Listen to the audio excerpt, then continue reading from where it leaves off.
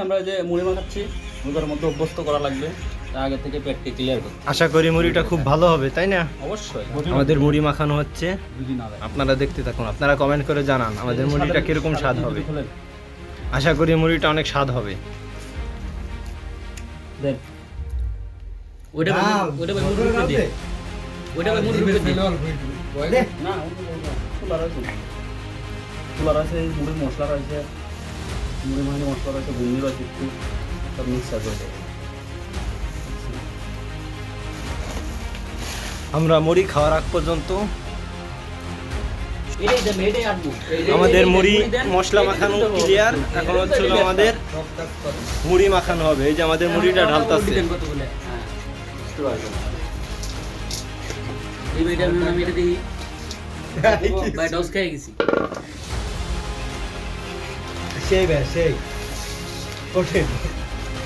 দেখেন আমাদের মুড়িটা মাখানো হচ্ছে।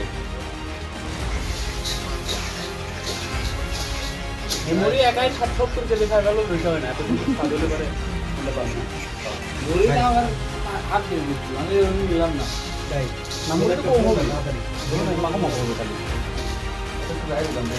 আর দেন না এডি বেটার আপনি আর খাইন না শুনিনি ওটা গ্যাস দিলাম না করে দেন বসুন বসুন আই ভিডিও বন্ধ করে লাইভ লাইভ বন্ধ করে। আচ্ছা মুড়ি কিরকম লাগতেছে তানজিল ভাইয়া একটু বলেন।